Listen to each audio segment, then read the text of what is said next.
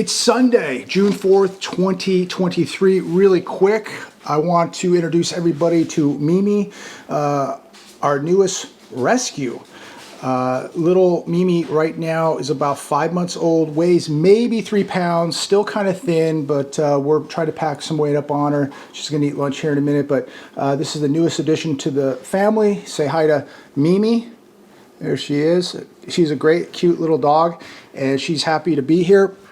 So I want to show everybody Mimi today to start out the video, because to me pets are so important, especially with everything that is happening, the stress out there.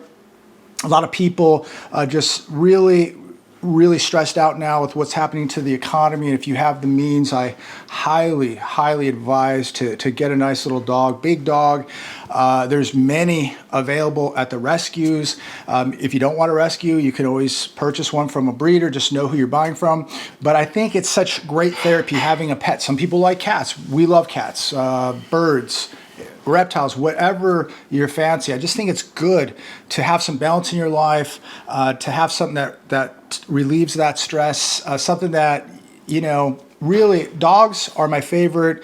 They become family members. They become really important members of the family. And I can't really stress enough how important it is to have a pet in your life, especially now. And you know, so many people now turning to drugs and booze, suicide, and so many addictions out there. Really think about getting a good pet in your life, a good dog or a good cat. I think you'll never ever regret it. But I don't want to rant about pets today. That's up to you. I highly advise that you put an animal in your life. I think it's just one of the best forms of therapy you can have. But I want to get into a few things today that I was reading earlier. Oil prices could soar higher as Russia. Others shrug off criticism from President administration. OPEC plus countries say Western money printing over the last decade is driving inflation and forcing measures to protect their most valuable export, which is oil. China and Asia are now Russia's biggest customers. Russia now is making more money than ever selling oil. So much for the sanctions. It doesn't seem to be working. I don't care what side you're on. I take no side here. We're just talking economics here. But Russia is getting extremely wealthy because they're selling more oil than ever. And they're going to sell more than ever because here's another article from CNBC. Saudi energy minister defends voluntary oil cuts as precautionary. As most of you remember, back in April 3rd, OPEC revealed a combined 1.66 million barrels of production decline until the end of the year. Well, this morning, today, Sunday, there's been a change.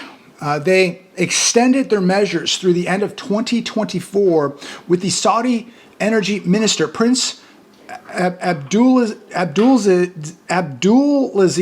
bin Salman. Sorry for destroying that name. But he announced an additional 1 million per day voluntary and extensible drop starting in July. This is going to put an additional strain on U.S. households who are already feeling the brunt of inflation right now. So expect oil prices this summer to rise. Why we're not producing our own oil, I don't really know. But when you're energy dependent, this is what happens. So they're going to cut oil production, and they're going to extend this to 2024. So the average person is going to feel this. And we'll probably begin to really see prices go up, probably this month, but definitely in July. Now we have even more problems right here at home. This also on CNBC. Largest terminal at Long Beach, California port won't open Monday after getting hit by labor term oil. Things are not going back to normal anytime soon, ladies and gentlemen. In fact, they may never go back to normal, but here we go. Here we go. We knew that oil prices were about to go up, and they're going to go up. TTI, the largest terminal in Long Beach, canceled all trucking orders for both imports and exports on Monday. The longshoremen are not showing up for work at the ports of Los Angeles and Long Beach. Union workers are red tagging equipment to take it out of service. This is going to cause a very serious disruption if this is not taken care of immediately. This is throwing a huge wrench in the gears. Now, every day that they're not trucking in imports and exports, trucking in and out imports and exports, this is going to really cause a disruption. So who knows how long this is going to last. Hopefully it gets resolved very, very quickly. But here we go. Energy costs going up, ports shutting down. Does this mean we're going to see shortages at the stores? We'll see how long this lasts. But again, every day that goes by, this is going to cause serious disruption. Here's another disruption in the U.S. economy. Borrowers brace for student loan bills to resume. $600 a month. Where is that going to come from? Well, unfortunately, that's a question that's going to be answered here very, very soon. Where's the money going to come from? Borrowers are not ready, it says, to resume payments. Well, they haven't had to make a payment in over 3 years. So what have these borrowers been doing? We're told just a couple days ago, I believe, what was it, Friday, that there's 10.1 million jobs available in the U.S. Yes, most of those part-time. Yes, most of those low-paying jobs. But why can't these people work 2 or 3 of these jobs and pay back their debt, pay back their obligations? Student loan debt, nearly $1.8 trillion. As I've said, there's over 10 million jobs. Why aren't these people taking on some of these jobs? Get some side hustles going on. Why are we obligated, or why did you think we were obligated to pay your debts? You agreed, you signed at the dotted line. Many people didn't go to college because they couldn't afford it. They knew they couldn't pay it. So they decided to go do something else and not go to college. So why would we be on the hook for this? And hopefully, the way it looks like right now, pretty soon these people are going to have to go back paying their bills. And this is going to cause some problems, I believe, in the economy, because people have been getting away with this for over 3 years, not paying their bills. People are not paying rent in LA County, people not paying their student loan debt, some people not even paying their pickup truck debt, their auto debt. It's all been in forbearance. This is all beginning to change. At some point, people are going to have to pay their bills, and pretty soon, people who have student loan debt are going to have to pay their bills. Here's another one. Economist details red flags in May jobs report. Former White House economist Tyler Godspeed, he said a separate report, the household survey, showed a decline of over 300,000 jobs. He says that many jobs in the May jobs report have inconsistencies. So the May jobs report has inconsistencies. And he believes that there is an overstating of job gains. Peter Schiff says the growth numbers are skewed largely due to Americans taking on 2 or even 3 jobs to combat inflation. Comment down below. What are your thoughts on that? What are many of you right now taking on a second job, a third job, a fourth job, side hustles to combat inflation? How many people have lost a job that paid $80,000 a year? Now they're working 3 jobs to try and make up for that $80,000 job, that $80,000 a year job. With all this being said, I think that there is no doubt, and I could be wrong, and let me know your thoughts, comment down below. I could be wrong, but I do believe that we are going to get another rate hike pretty soon here in less than 2 weeks. We have a tightening labor market. We just saw the stock market surge, rally on Friday. Dow Jones up 704 points on basically nothing. What it liked was the debt ceiling was being raised. We know that it liked that. We're being told it's because of all the new jobs being created. That's completely untrue. I believe that we saw the markets rally on Friday because the debt ceiling was raised, and trillions of dollars will be printed again and flowing back into the economy, and allowing us to kick the can farther down the road, allowing us to continue to be in this bubble before the bubble is popped. Here's a very interesting one today from the Hedge. Allstate drops California will not write new insurance policies over wildfires and construction costs. The insurance giant stopped writing policies for homeowners condominiums and commercial structures, citing wildfires, higher costs, and higher reinsurance premiums. Remember, what was it last month that State Farm, the largest property insurance company here, or casualty insurer in the state of California, said they're not going to insure in California any longer either. So now we have State Farm, we have Allstate, two insurance giants not insuring homes in California. We are literally watching California crumble. They said years ago that it would fall into the sea. It is just falling into the abyss. California is falling into the abyss. Now homeowners are not going to be able to insure their properties. Business owners can't insure commercial properties. It's unbelievable what's happening here and the high costs here in California. And you can see why so many people are running out of California, this massive exodus, and it's only going to grow.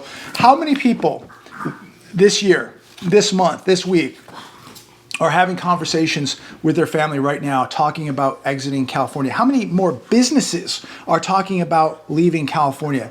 California is just falling into the abyss. It's really a terrible, terrible thing to watch because it was such a beautiful state. And now looking at all the garbage, all the homelessness, all the graffiti, all the gangs, all the debt, it is so sad to see such a beautiful state fall. And it's got a long way to fall. It's going to fall much further. And that's why so many more businesses and so many more families are going to get out of here. One last article I want to share with all of you. And I was watching this video this morning. This also on the head. You can check out the video. Just Google it. Chinese warship nearly collides with U.S. destroyer in Taiwan Strait.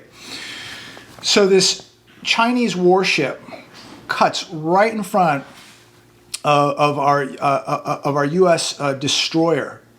I mean, it was really, really close. The U.S. ship had to literally like slam the brakes and really slow down in order to avoid hitting this Chinese warship. It was so close. But watching this video, you are seeing tension between China and the U.S. escalate.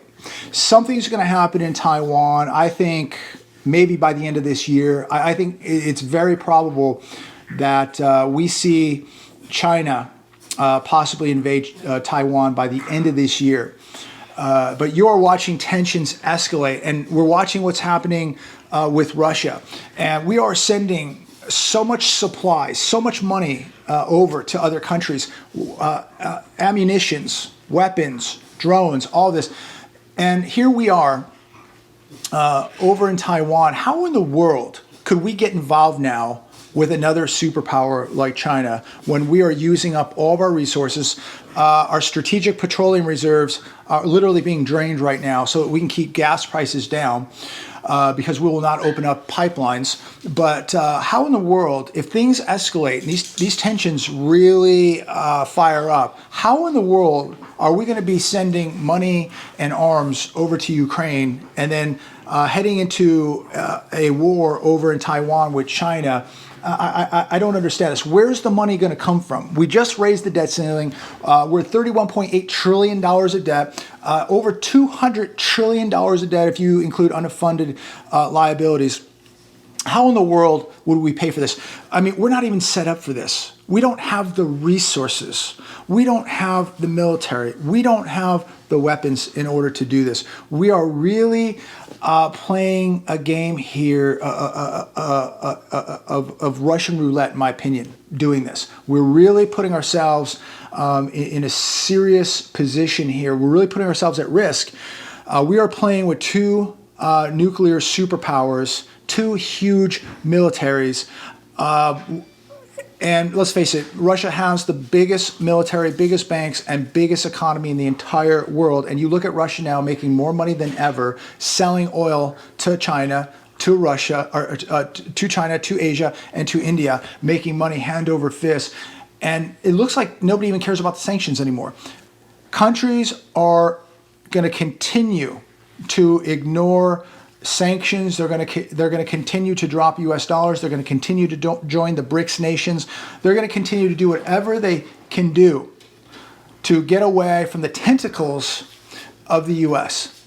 We have weaponized the dollar, as I've said time and time again. And because of this weaponization, you now see countries standing up to the US, and you're going to see smaller countries now take sides with Russia and with China. And we have now forced the befriending of Russia and China. And you combine those two countries together, and I don't see how you stop those two countries. Militarily, economically, I just don't see how you do it. And then you see all these other countries coming on board. Our friends in Mexico, in France, talking about joining BRICS nations, doing deals with China, doing deals with yuan. Saudi Arabia now going to do deals with China. They're gonna accept yuan. They're gonna take gold. They're gonna trade oil. This is getting completely out of hand, and the farther it gets out of hand, the less and less control we have over these markets all across the globe. The less control we have over these countries, because once we cannot control them with the petrodollar, we have no control. Our military is weakening, it's shrinking, and these militaries are getting bigger, stronger, more advanced. And now financially, these countries are getting much, much stronger as they're going to buy and sell their resources with their own currencies, gold, maybe backing some of these currencies.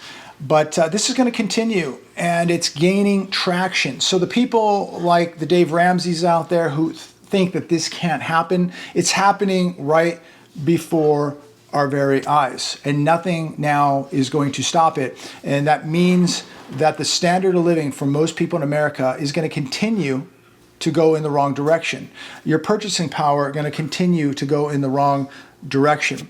So I can only advise that you prepare for this the best way you can. And I think the more paper you hold and the more dollars you hold, the more you put yourself at risk.